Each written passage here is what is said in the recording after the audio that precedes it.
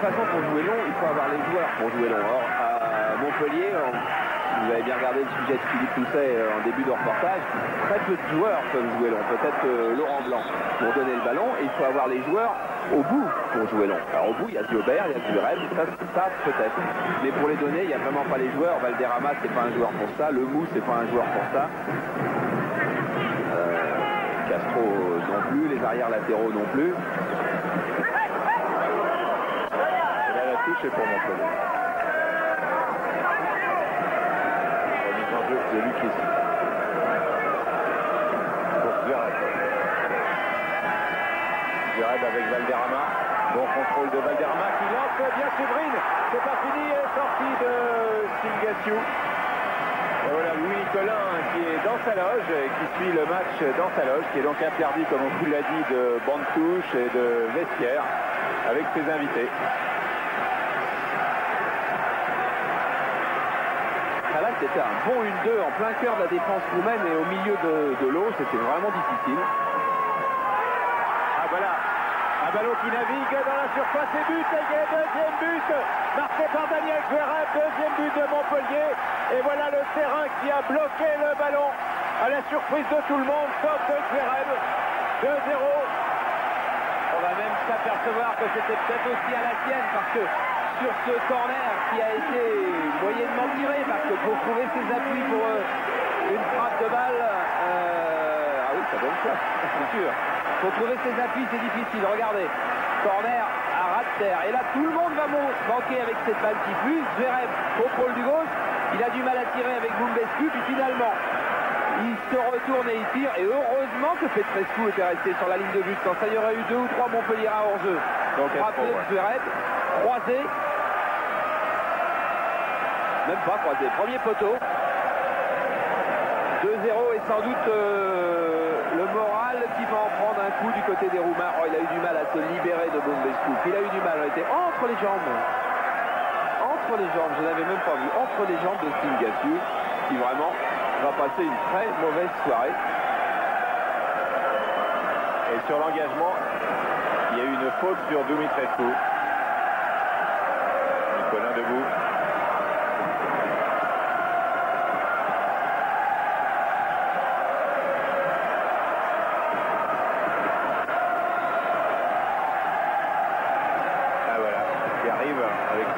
Terrain, Jovan n'a pas pu frapper comme il le voulait car le ballon n'est pas arrivé jusqu'à ses pieds. À 2-0, vous savez, on dit souvent que c'est le score idéal.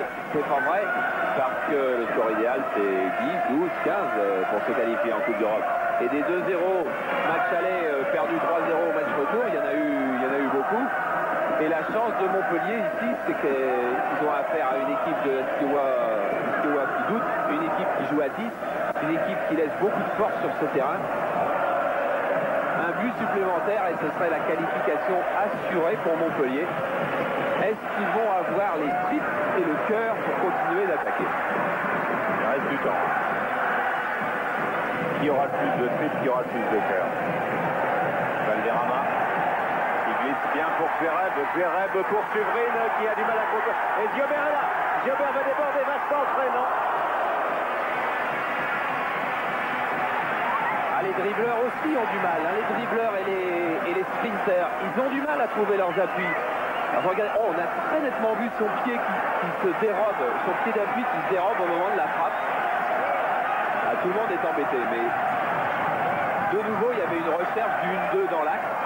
Sur un terrain aussi difficile, c'est bien ce que fait Montpellier. C'est vrai que c'est une équipe qui a un jeu très séduisant et très sympathique.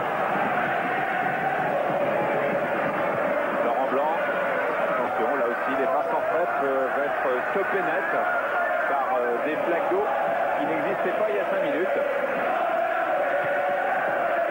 Ziobert, Valderrama, Bumbescu, Valderrama toujours, par Antoupi, vers Zakarian. Centre de Belt pour Zverev. Ah là là, non, et Ziobert arrive encore. Ziobert va pas voir son projet de Poitiers. C'est difficile, et Ziobert penalty. Penalty de Bumbescu sur Zverev. Et la balle de 3-0 après cette faute du capitaine Bumbescu sur Daniel Zverev. Fauché dans la surface. Et là, pour le moment, ça va trop vite, ça va beaucoup trop vite pour les Roumains. Regardez, feinte de Zverev, Boumbescu qui arrive lancé avec tous ses kilos. Oh, il peut râler, Boumbescu, le terrain lui fait commettre la faute. Et en plus, il y a un carton pour un joueur roumain qui râlait un peu trop.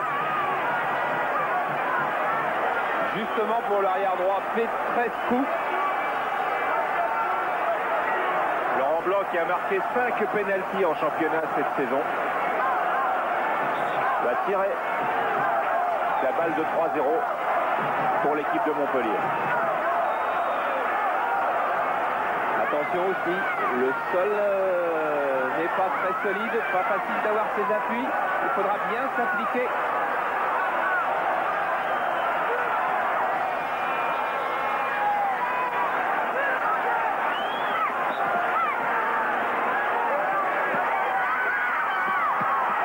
Voilà, Laurent Blanc, 3-0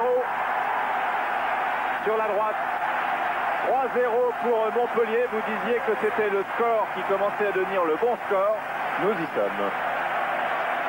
Ah oui, 3-0, c'est le bon score. D'autant plus que c'est pas terminé. Que cette équipe de Bucarest est totalement à la dérive. L'équipe de Bucarest, regardez, il ouvre bien son pied. C'est-à-dire que Laurent Blanc, il prend le minimum de risque sur cette frappe. Il reste bien droit. Il garde bien ses appuis. Il prend pas de risque avec son pied gauche et c'est beaucoup plus facile d'ouvrir le pied de l'intérieur comme ça sur un sol aussi meuble. Bien frappé et dire que les Roumains sont au bord du chaos, c'est peu dire. Ils y sont déjà quasiment et ça peut s'aggraver. Tout à fait, il reste 33 minutes encore et on voit un spectacle, un match qui peut devenir assez extravagant, pas ordinaire du tout en tout cas.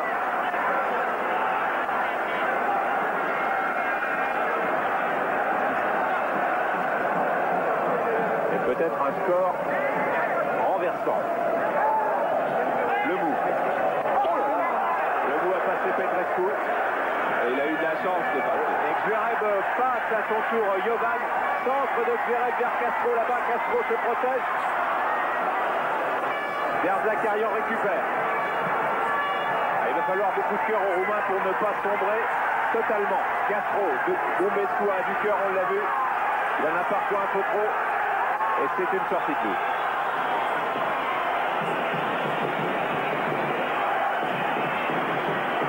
On va procéder à un changement du côté roumain. C'est vrai qu'il faut peut-être un joueur qui n'a pas été dans le naufrage pour essayer de remettre un petit peu d'ordre dans l'équipe pour donner un peu de sérénité aux Roumains qui pour le moment n'en ont pas du tout.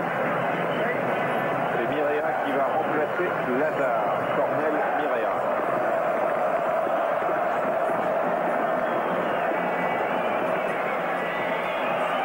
Il y a un joueur qui s'appelle Mirea et deux joueurs qui s'appellent Minea. Mais ça fait rien, il y a 3-0.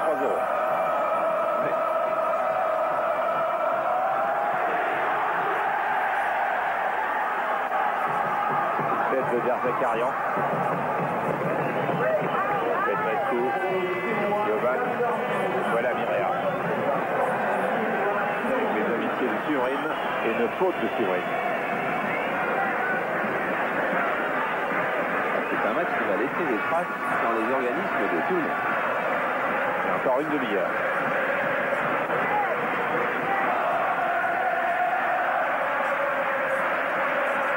Vert, Zverev, Blanc.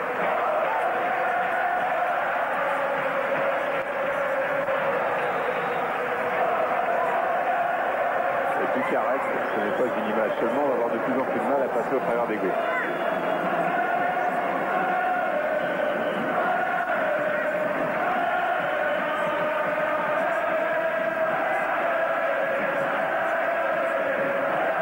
Montpellier, c'est un public extraordinaire. Souligne aussi Kasperzak qui a connu celui de Saint-Etienne. Regardez comme c'est difficile de faire tourner le ballon. Et là il y a un truc, celui que vient de faire le mot. C'est qu'il faut lever un petit peu la balle pour qu'il y ait un rebond, parce qu'ensuite le rebond va la faire accélérer. Et si on la fait démarrer directement à ras de terre... Ouais, Stan et Castro se sont accrochés. Et il peut y avoir double carton sur cette affaire. Oh, il y aura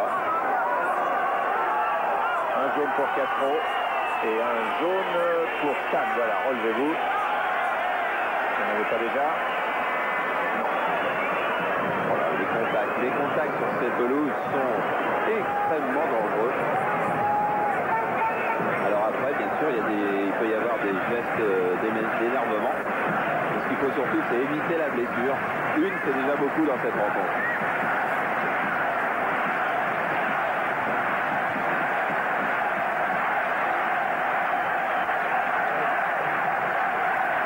Vous pouvez vous demander qui décide d'arrêter le match au cas où il pleuve encore trop. C'est ce qui se passe. On va en parler après parce que là, il y a danger.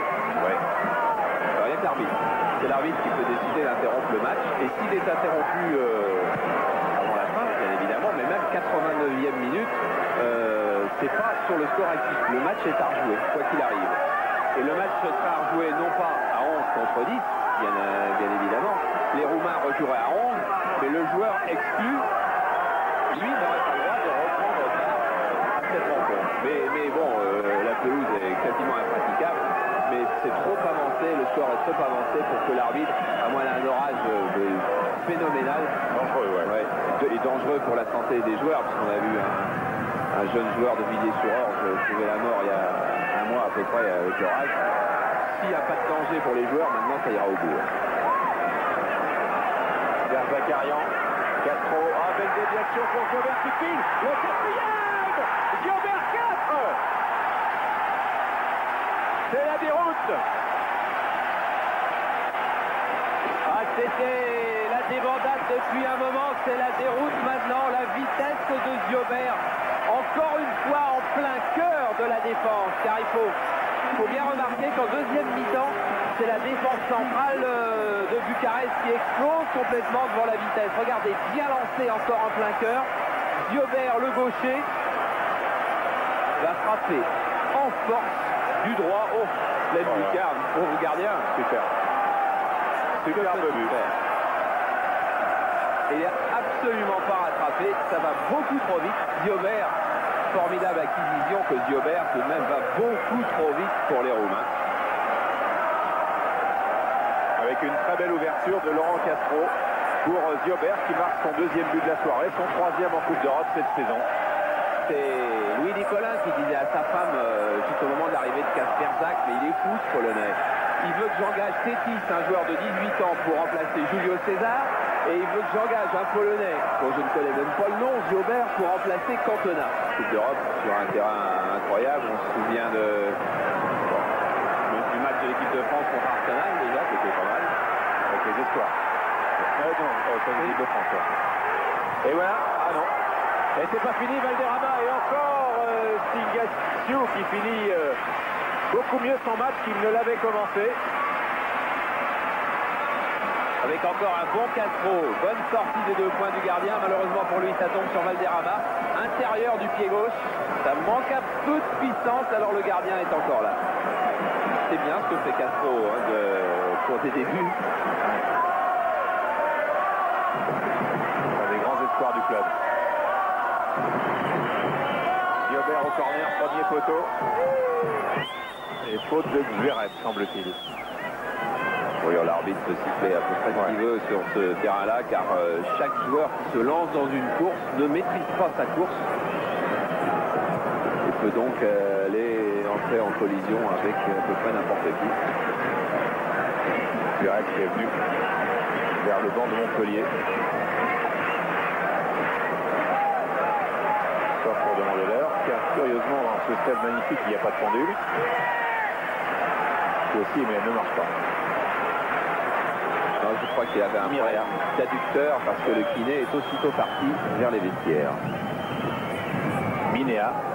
Voilà, c'est pas par là. C'est Valderrama.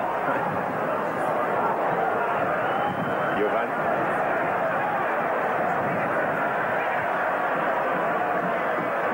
Bales. Le mou. Allez. Zverev. Non, le 1-2, il n'y en aura pas ce souci. Dumitrescu.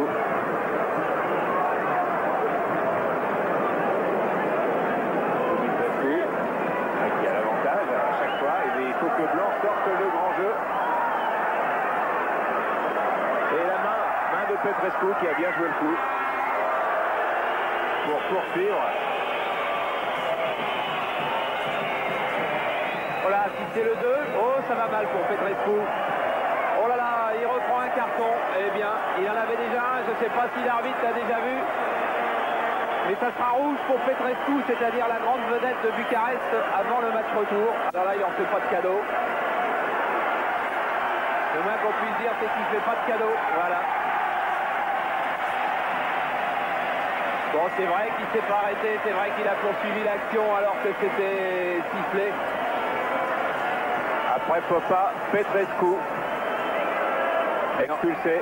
On ne peut pas demander non plus aux joueurs qui ont fait 1h30 d'effort sur une telle pelouse de garder complètement leur lucidité. Bon, là ils sont un petit peu énervés car ils pensent qu'il y a faute de Blanc. En fait, Blanc joue très bien le coup sur cette pelouse.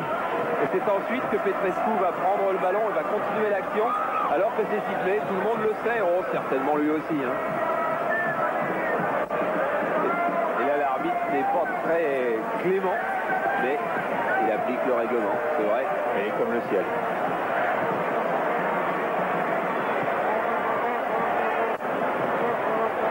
Ils sont à 9 maintenant.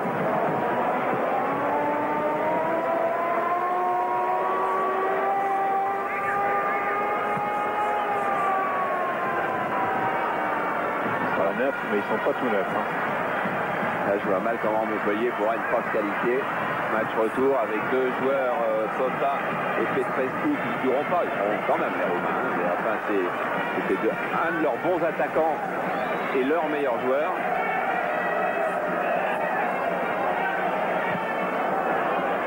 Les Roumains qui se jettent sur les ballons.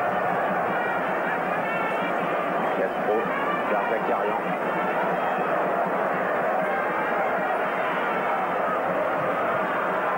Il reste 10 minutes à 9 contre 11. Séverine. Baïs. Darzacarian, pardon. Voilà pour Baïs. De nouveau Michel Darzacarian. Ziobert. Baïs, talonnade pour le mou. Exureb, ballon frappé, but de Castro.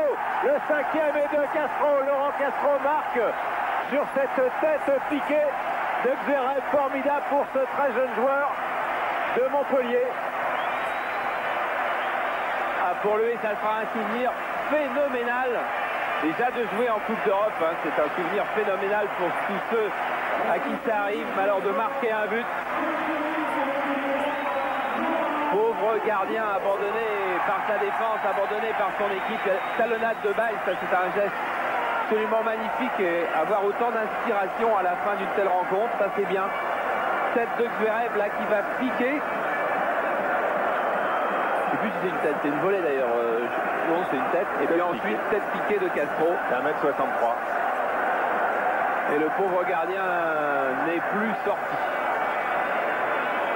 Laurent Castro qui avait été dans les 13 l'année dernière à plusieurs reprises avec Aimé Jacquet ou avec Michel Mézy.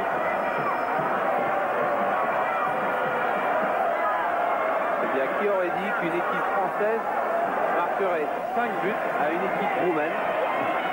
Conditions spéciales. En Coupe d'Europe, en conditions spéciales bien sûr, mais dans des conditions spéciales comme ça, il y a 3 ou 4 ans, une équipe française n'aurait pas marqué 5 buts.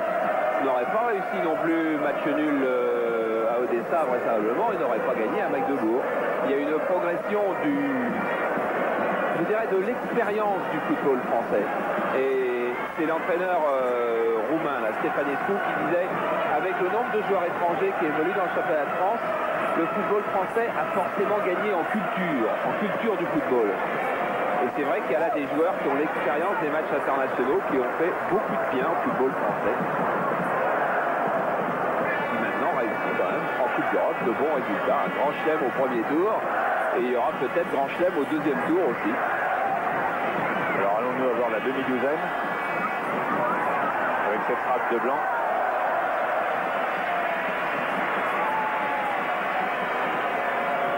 C'est une victoire qui est d'ores et déjà arrosée.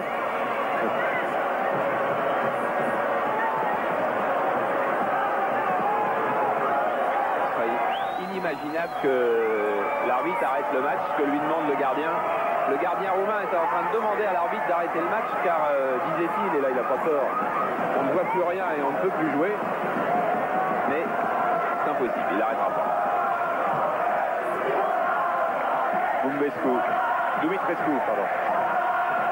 Dumitrescu en 1-2 vers Zakarian. Et toujours Dumitrescu, non.